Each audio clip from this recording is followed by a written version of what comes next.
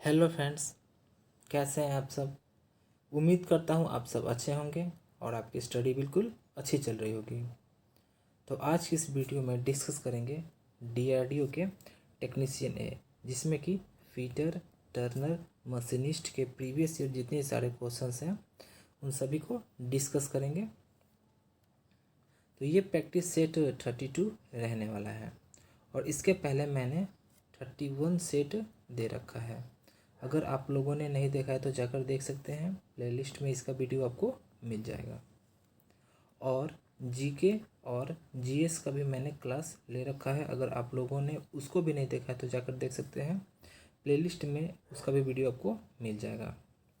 और अगर आपको इस वीडियो का फ्री पीडीएफ चाहिए तो आप हमारे टेलीग्राम को ज्वाइन कर सकते हैं। टेलीग्राम का लिंक डिस्क्रिप्शन में दिया है, वहाँ से जाकर ज्वाइन कर सकते हैं। तो फ्रेंड्स, अगर आपकी तैयारी पक्की होगी तो आपकी सिलेक्शन भी पक्की होगी।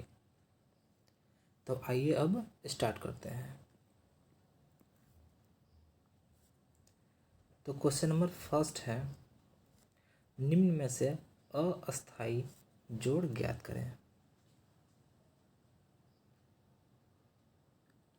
तो इसका राइट आंसर हो जाएगा ऑप्शन डी, यानी कि प्रेस फिट जोड़। यानी कि जो प्रेस फिट जोड़ है वो कैसा जोड़ है, तो वो अस्थायी जोड़ है।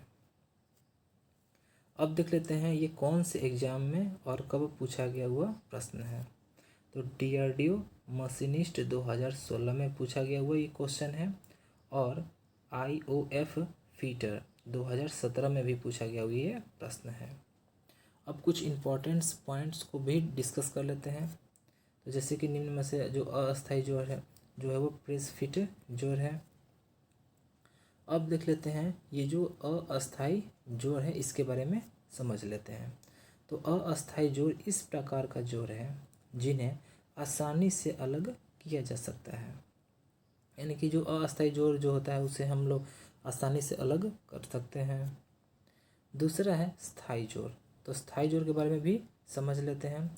तो स्थायी जोड़ को आसानी से अलग नहीं किया जा सकता है और फिर आवश्यकता अनुसार इस जोड़ को बनाया जा सकता है।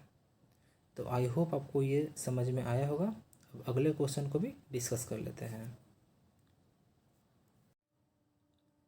अगला क्वेश्चन है क्वेश्चन नंबर सेकंड। चाबी एक अस्थायी फास्टनर है, इसका उपयोग किया जाता है। तो इसका राइट आंसर हो जाएगा ऑप्शन सी, यानी कि साफ्ट धुरी की सीध में इसका उपयोग किया जा सकता है।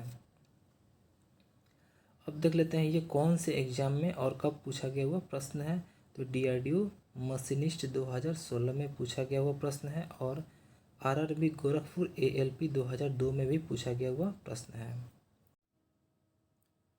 अब इम्पोर्टेंट्स जो पॉइंट है उसको डिस्कस कर लेते हैं। जैसे कि की यानी कि चाबी एक अस्थायी फास्टनर है। मशीन के एक पार्ट से दूसरे पार्ट को पावर संचालित यानी कि ट्रांसमिट करने के लिए, अर्थात गति यानी कि मोशन देने के लिए हब या शाफ्ट के ऊपर पुल्ली, गियर व दूसरे पार्ट्स को लगाने के लिए इनके बीच में चाबी यानी कि की फिट की जाती है, जिससे दोनों पार्ट्स जुड़कर एक हो जाते हैं। यह स्टील की बनी होती है। शाफ्ट की अक्षीय रेखा यानी कि एक्सियल लाइन के समानांतर कुंजी यानी कि की फिट किए जाते हैं।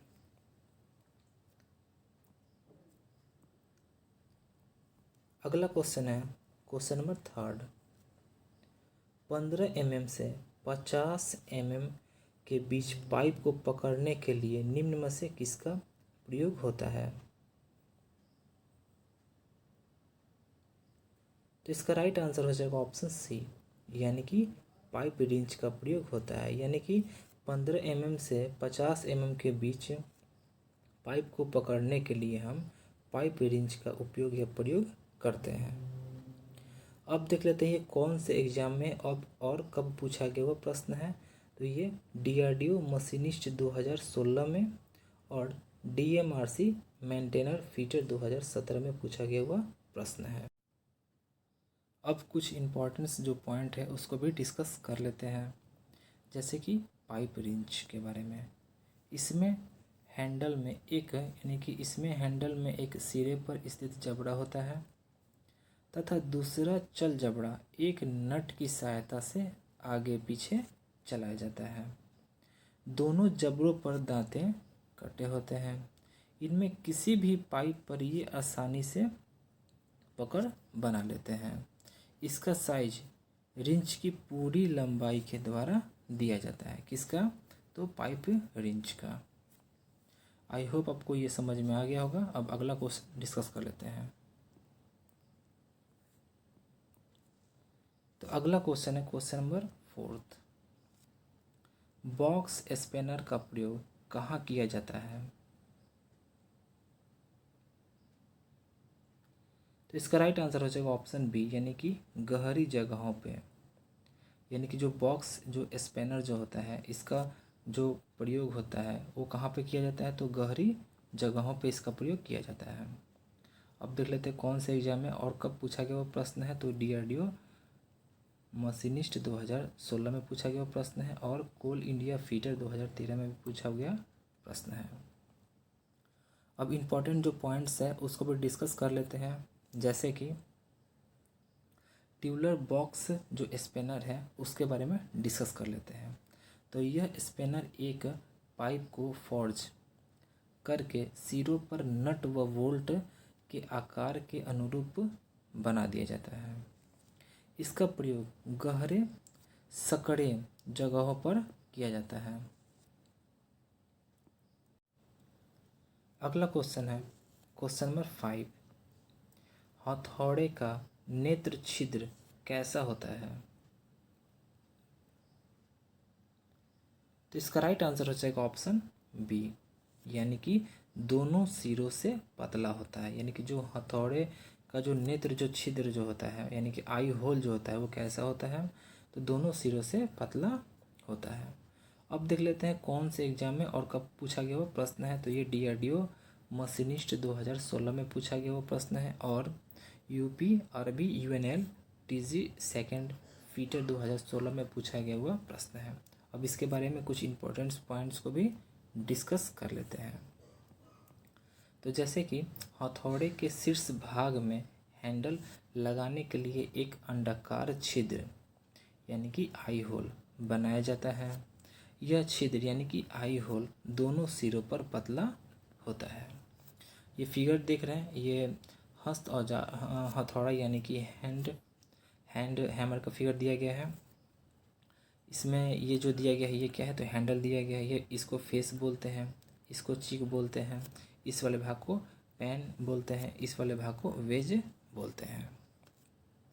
इस फिगर से आप समझ सकते हैं। अब देख लेते हैं कुछ इसके बारे में कुछ पॉइंट्स को भी देख लेते हैं, जैसे कि इस छिद्र में हैंडल को फिट करने के लिए कभी कभी वेज का भी प्रयोग किया जाता है। अगला क्वेश्चन है क्वेश्चन नंबर 6। फोर्ज शॉप में प्रयुक्त हैंड हैमर कितने से कितने किलोग्राम के होते हैं तथा इनमें छोटा हैंडल फिट होता है? तो इसका राइट आंसर हो जाएगा ऑप्शन बी, यानी कि 1/2 से 1 kg। यानी कि फोर्ज शॉप में प्रयुक्त हैंड हैमर 1/2 से 1 kg के होते हैं तथा इनमें छोटा हैंडल फिट होता है। अब देख लेते हैं ये कौन से एग्जाम में और कब पूछा गया वो प्रश्न है। तो ये DRDO मशीनिस्ट 2016 में पूछा गया हुआ है और मडगांव फीटर 2013 में पूछा गया हुआ प्रश्न है। अब कुछ इंपॉर्टेंट पॉइंट्स को भी डिस्कस कर लेते हैं, जैसे BIS के अनुसार फोर्ज शॉप में प्रयुक्त हैंड हैमर 1/2 से 1 kg के होते हैं। इनमें छोटा हैंडल फिट होता है।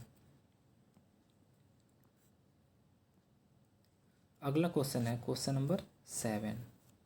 निम्नलिखित में से कौन सा बहुलक बुलेट प्रूफ खिड़की बनाने में उपयोग किया जाता है?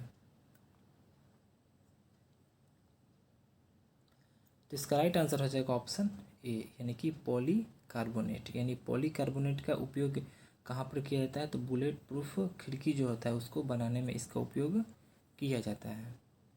अब देख लेते हैं ये कौन से एग्जाम में और कब पूछा गया हुआ प्रश्न है। तो ये DRDO फीटर 2016 में पूछा गया हुआ प्रश्न है। अब कुछ इम्पोर्टेंट्स जो पॉइंट है उसको भी डिस्कस कर लेते हैं।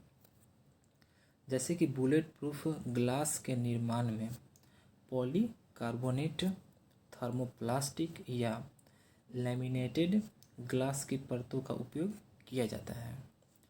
पॉलीएमाइड का प्रयोग बुलेट प्रूफ जैकेट के निर्माण में होता है।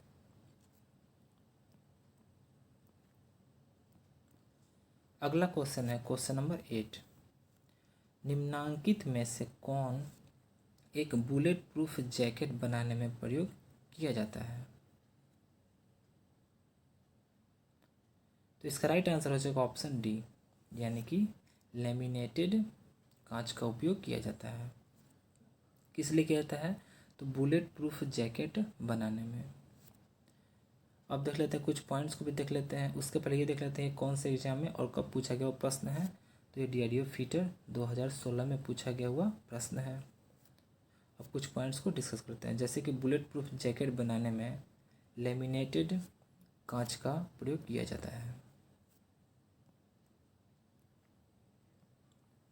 अगला क्वेश्चन है क्वेश्चन नंबर 9। सोडियम धातु का संग्रह निम्न में डुबोकर किया जाता है। तो इसका राइट आंसर हो जाएगा ऑप्शन ए, यानी कि केरोसिन, यानी कि मिट्टी के तेल में। यानी कि जो सोडियम जो धातु होता है उसका जो संग्रह है वो केरोसिन जो होता है यानी मिट्टी के जो तेल होता है उसमें डुबोकर किया जाता है। अब देख लेते हैं कौन से एग्जाम में और कब पूछा गया प्रश्न है। तो ये DRDO टर्नर 2016 में पूछा गया हुआ प्रश्न है। अब कुछ पॉइंट्स को देख लेते हैं इसी से रिलेटेड इंपॉर्टेंट पॉइंट को। जैसे कि सोडियम धातु का संग्रह मिट्टी के तेल यानी कि केरोसिन में किया जाता है, क्योंकि यह वायु से खुला छोड़ देने पर क्रिया करके जलने लगती है। यानी कि ये वायु में क्या होता है, वायु से रिएक्शन करके जलने लगती है, इसीलिए इसको क्या किया जाता है। तो केरोसिन का जो तेल होता है यानी कि जो मिट्टी का जो तेल होता है उसमें डुबोकर रखा जाता है। किसको? तो सोडियम धातु को। तो आई होप आपको ये समझ में आ गया होगा। अब अगला क्वेश्चन डिस्कस कर लेते हैं। अगला क्वेश्चन है क्वेश्चन नंबर 10। सूची 1 को सूची 2 से सुमेलित कीजिए और सूचियों के नीचे दिए गए कूट का उपयोग कर सही उत्तर चुनिए। यानी कि सूची 1 और सूची 2 जो दिया गया है उसमें उन दोनों को यानी कि सूची 1 को सूची 2 से मिलान करना है। सूची 1 में दिया गया है प्राकृतिक रूप से प्राप्त पदार्थ दिया गया है और सूची 2 में उपस्थित जो तत्व है उसको दिया गया है, तो आपको मिलान करना है। तो इसका राइट आंसर हो जाएगा ऑप्शन डी, यानी कि हीरा जो है वो उसका क्या हो जाएगा, तो कार्बन हो जाएगा। संगमरमर का कैल्शियम कार्बोनेट यानी कि कैल्शियम हो जाएगा। रेत का क्या हो जाएगा, तो सिलिकॉन हो जाएगा। रूबी का क्या हो जाएगा, तो रूबी का एल्युमिनियम हो जाएगा। तो अगला क्वेश्चन है क्वेश्चन नंबर 11। किस खनिज से रेडियम प्राप्त किया गया था? तो इसका राइट आंसर हो जाएगा ऑप्शन बी, यानी कि पिच ब्लेड से। यानी कि पिच ब्लेड जो खनिज है इससे रेडियम प्राप्त किया गया था। अब देख लेते हैं ये कब और कौन से ईयर में पूछा गया हुआ प्रश्न है। तो ये DRDO फीटर 2016 में पूछा गया हुआ प्रश्न है। अब आइए कुछ इम्पोर्टेंस जो इसका पॉइंट है उसको डिस्कस कर लेते हैं। तो रेडियम पिच ब्लेड से प्राप्त किया जाता है। रेडियम यूरेनियम के सभी खनिज में उपस्थित होता है और इसे यूरेनियम के रिफाइनिंग के द्वारा प्राप्त किया जा सकता है। इसकी परमाणु क्रमांक यहाँ पर गलत दे दिया, नहीं टाइप में यहाँ पर गलत दे दिया। यहाँ पर इसका जो परमाणु जो क्रमांक होगा यानी कि एटॉमिक जो नंबर होगा वो 88 होगा। इसे RA यानी कि कैपिटल R और स्मॉल a यानी कि RA अक्षर द्वारा सूचित किया जाता है। किसको? तो रेडियम को। अब अगला क्वेश्चन भी डिस्कस कर लेते हैं। अगला क्वेश्चन है क्वेश्चन नंबर 12। इनमें से कौन सा निकेल का अयस्क नहीं है? तो इसका राइट आंसर हो जाएगा ऑप्शन सी, यानी कि लिमोनाइट। यानी कि जो लिमोनाइट है वो क्या है, तो निकेल का अयस्क नहीं है। और ये जो क्वेश्चन ये डीआरडीओ फीटर 2016 में पूछा गया हुआ प्रश्न है। अब अगला क्वेश्चन डिस्कस कर लेते हैं। तो अगला क्वेश्चन है क्वेश्चन नंबर 13, ढलवा लोहे का गुण होता है। तो इसका राइट आंसर हो जाएगा ऑप्शन बी, यानी कि अत्यंत भंगुर। यानी कि जो ढलवा लोहा होता है उसका गुण क्या होता है, तो जो अत्यंत भंगुर होता है, यानी कि भंगुर इसका गुण होता है, यानी कि सबसे ज़्यादा भंगुर होता है ढलवा लोहा। अब देख लेते हैं कौन से एग्जाम में और कब पूछा गया वो प्रश्न है। तो ये डीआरडीओ मशीनिस्ट 2016 में पूछा गया हुआ क्वेश्चन है, और यूपीआरबी यूएनएल टीजी सेकेंड फीटर 2016 में भी पूछा गया हुआ प्रश्न है। अब इससे रिलेटेड जो इम्पोर्टेंट जो पॉइंट है उसको डिस्कस कर लेते हैं।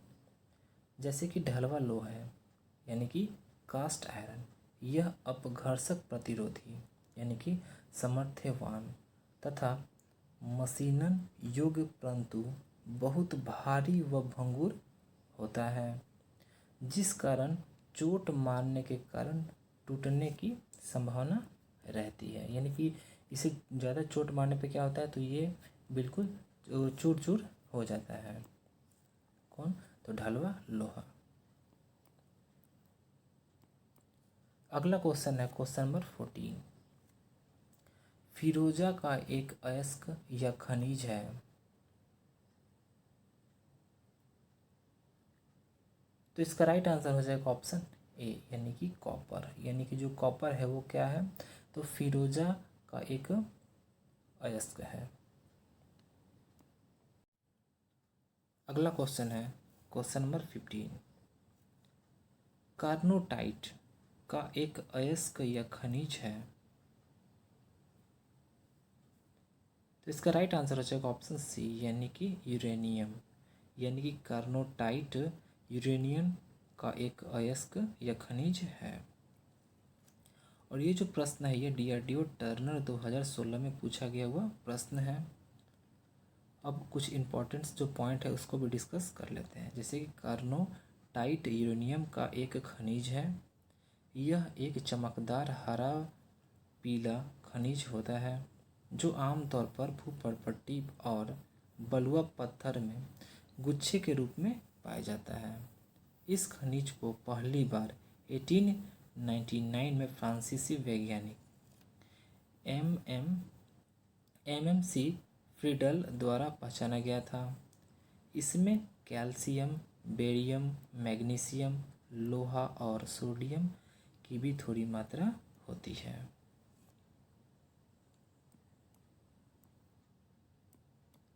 अगला क्वेश्चन है क्वेश्चन नंबर 16, बॉक्साइट का एक अयस्क या खनिज है।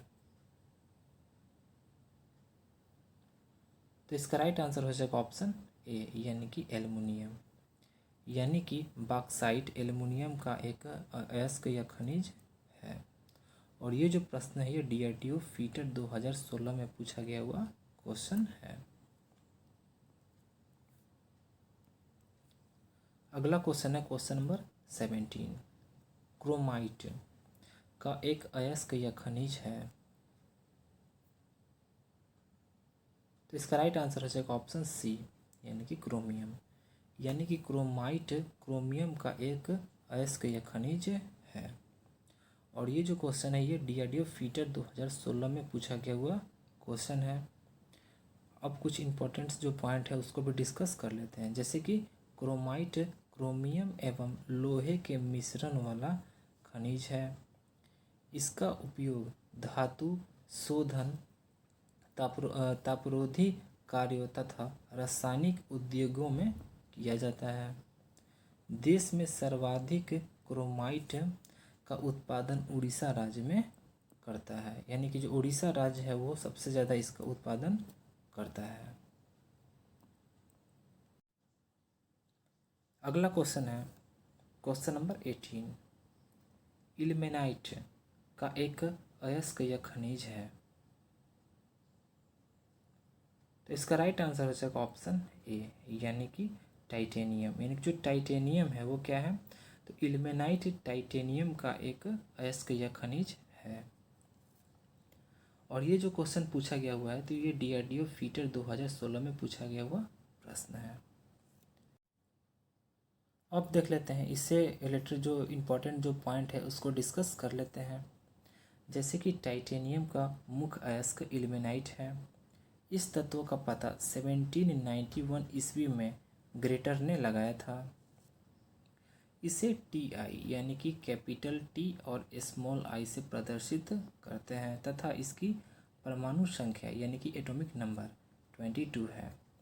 यह संक्रमण धातु है, जबकि कॉपर के अयस्क जैसे कि पाइराइट, क्यूप्राइट, मैकालाइट, मैग्नीशियम के अयस्क पाइरोलुसाइट तथा लेड के अयस्क गैलेना व सिरुसाइट है। अगला क्वेश्चन है क्वेश्चन नंबर 19। यूरेनिनाइट का एक अयस्क या खनिज है। तो इसका राइट आंसर हो जाएगा ऑप्शन बी, यानी कि यूरेनियम। यानी कि जो यूरेनिनाइट जो है यूरेनियम का एक अयस्क या खनिज है। और ये जो प्रश्न है ये DRDO फीटर 2016 में पूछा गया हुआ प्रश्न है।